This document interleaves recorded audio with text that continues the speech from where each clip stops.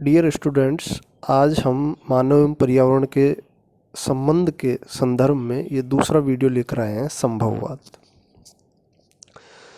देखिए, अब से पहले हमने पढ़ा था निश्चयवाद। तो ये जो संभववाद है, ये एक फ्रांसीसी भौगोलिक विचारधारा है जो कि निश्चयवाद के विरोध में उत्पन्न हुई थी।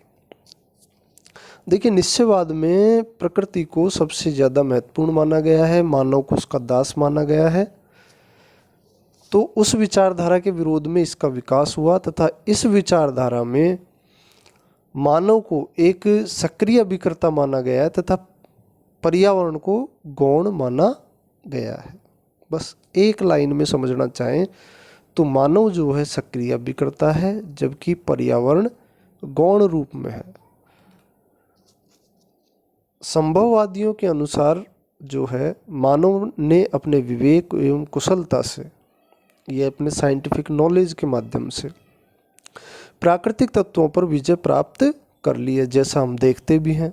संभववादियों का मानना है कि मानव की जीवन शैली पर्यावरण से प्रभावित नहीं होती, बल्कि किससे प्रभावित होती है? संस्कृति से। और प्रकृति संस्कृति से ज़्यादा बलवान नहीं है। प्रकृति जो है विकल्प उपलब्ध कराती है। क्या उपलब्ध कराती है? विकल्प। और मानव जो है आर्थिक व सांस्कृतिक परिस्थितियों के अनुसार, मतलब अपनी क्षमताओं के अनुसार या अपने परिवेश के अनुसार या अपनी आवश्यकता के अनुसार उन विकल्पों में से किसी एक विकल्प को चुनता है। ठीक है।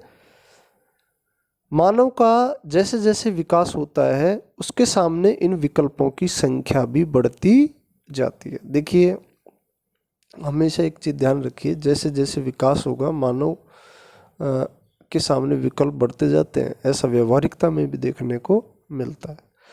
संभववाद, देखिए ये जो शब्द था ये दिया था फैब्रे ने, जो कि फ्रांसीसी भूगोलवेत्ता थे। और उन्होंने अपनी पुस्तक जो है इतिहास की भौगोलिक व्याख्या में कहा कि कहीं भी अनिवार्यता नहीं है, बल्कि सर्वत्र जो है सभी जगह संभावनाएं विद्यमान हैं और मनुष्य इन संभावनाओं के स्वामी के रूप में उनके प्रयोग का निर्णय लेता है।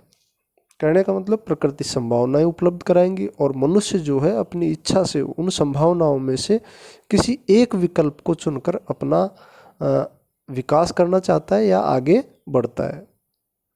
इसलिए ही इस विचारधारा को संभववाद कहा है। अब इस विचारधारा के विकास में जो इसको बहुत ज़्यादा आगे बढ़ाया वो बढ़ाया था ब्लास ने। ब्लास जो था, उन्होंने अपनी पुस्तक लिखी एक human geography of Lorraine plateau, जिसमें लिखा कि मनुष्य के लिए प्रकृति का स्थान जो है एक सलाहकार से ज़्यादा नहीं हो सकता। मतलब प्रकृति जो है जैसा चाहेगी वैसा मनुष्य नहीं चलेगा। प्रकृति एक सलाह दे सकती है मनुष्य को, और उस सलाह को मानना या न मानना ये सब किस पर निर्भर करता है? मनुष्य पर, क्योंकि मनुष्य एक सक्रिय अभिकर्ता है। ठीक है। इसी प्रकार ब्रुन्स ने कहा कि मनुष्य एक निष्क्रिय प्राणी नहीं बल्कि एक सक्रिय प्राणी है जो पर्यावरण को परिवर्तित करने में सतत प्रयत्नशील रहता है। तथा साथ में एक सेंटेंस या एक कथन और उनका जो फेमस है इस संभववाद को लेकर, प्रकृति आदेशात्मक नहीं बल्कि अनुमति बोधक है। कहने का मतलब प्रकृति जो है एक सब सक्रिय अभिकर्ता होती तभी तो वो आदेशात्मक होती, जबकि संभववादियों ने तो प्रकृति को गौण माना है तो वो आदेशात्मक हो ही नहीं सकती है। तो प्रकृति जो है आदेशात्मक नहीं बल्कि अनुमति बोधक है।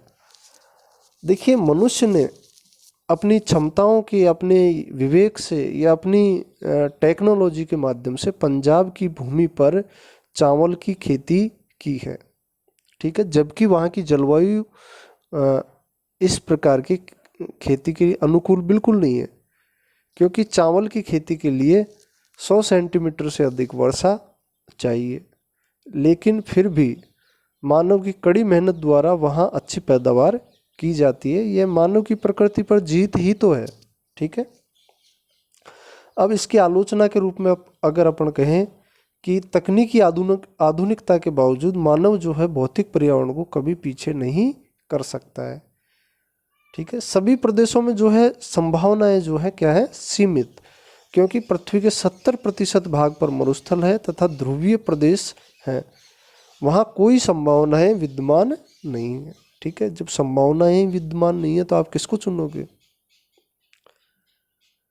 यदि मानव जो है प्रकृति के विरुद्ध कार्य करता है तो इससे अनेक पर्यावरणीय समस्याएं उत्पन्न होंगी, जैसे पंजाब में चावल की खेती के गलत परिणाम देखने को मिलते हैं, क्योंकि वहाँ सेम की समस्या उत्पन्न हो गई है, भूमि में लवणीयता व क्षारीयता की समस्या उत्पन्न हो गई है।